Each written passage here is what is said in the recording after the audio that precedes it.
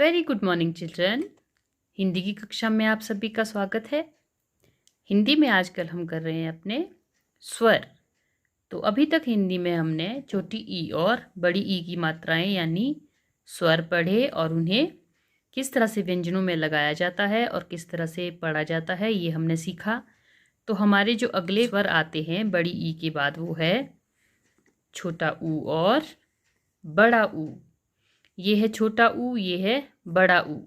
जैसे कि आपको इनकी आवाज़ से ही पता चल रहा होगा, ऊ कौन सी साउंड आती है छोटे ऊ की और बड़े ऊ में ऊ की साउंड। जब भी किसी शब्द के साथ किसी व्यंजन के साथ हमें ऊ साउंड आती है तो उसका मतलब कौन सी मात्रा लगी है, या तो छोटे ऊ की है या फिर बड़े ऊ की है। अब छोटे ऊ और बड़े ऊ की मात्राएं लगती कैसे हैं और इसमें कैसी साउंड आती है व्यंजन के साथ जब लगती है, तो वो हम आज सीखेंगे। सबसे पहले है छोटा ऊ। अब जैसे छोटी ई थी वैसे ही छोटा ऊ भी है।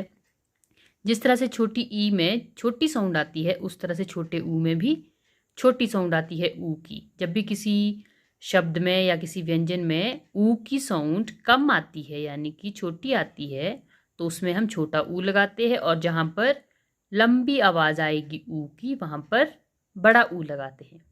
अब सबसे पहले हमें ये सीखना है कि इनकी मात्राएं हम लगाते कैसे हैं और कौन सी है इनकी मात्राएं। तो ये है हमारा छोटा ऊ, इसकी मात्रा है ये, ठीक है। और ये है हमारा बड़ा ऊ, तो इसकी मात्रा है ये। ध्यान से देखिए ये लगती कैसे है। ये है छोटा ऊ, इसकी मात्रा कैसे लगी है। ये है इस तरह से एक गोला बनाया जाता है और इस तरह से इसको घुमाया जाता है। ये है हमारा छोटे ऊ की मात्रा, और ये हमेशा किसी भी व्यंजन के नीचे लगती है। कहाँ लगती है? व्यंजन के नीचे। छोटे ऊ और बड़े ऊ की मात्राएं हमेशा व्यंजन के नीचे लगती है, ठीक है। छोटे ऊ की मात्रा ये है और बड़े ऊ की मात्रा कैसे लगती है, इसके ऑपोजिट। ये हमने घुमाया इस तरह से राइट से लेफ्ट की तरफ, और जो बड़ा ऊ है वो हमारा लेफ्ट से राइट की तरफ जाएगा। लगेगी कहाँ? व्यंजन के नीचे, ठीक है। छोटा ऊ और बड़ा ऊ। अब मैं आपको इनको व्यंजन में लगा के बताती हूँ कि कैसे लगती है और कैसी आवाज़ आती है, वो भी मैं आपको बताऊंगी, ठीक है।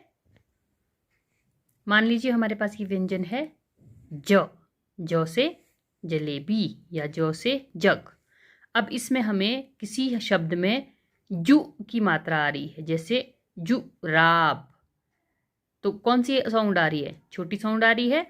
तो मात्रा कैसे लगेगी? ये जौ है, इसकी बिल्कुल टांग के नीचे ये वाली मात्रा लगती है।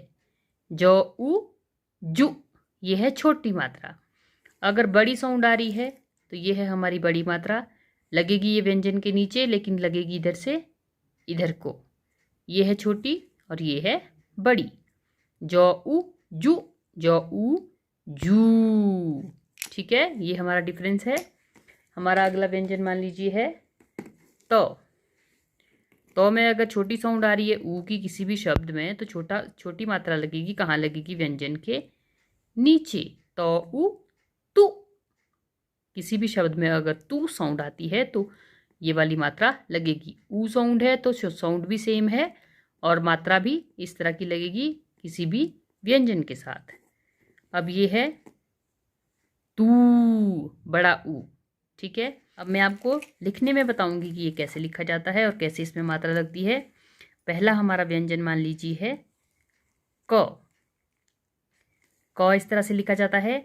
और जब ऊ की मात्रा, छोटे ऊ की मात्रा लगेगी तो कैसे लगेगी? इसके यहाँ पर आपको यहाँ से शुरू करना है और इस तरह से एक गोला बनाकर यहाँ से यहाँ लेके जाना है।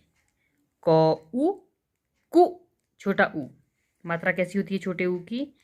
इस तरह से। ये है छोटे ऊ की मात्रा।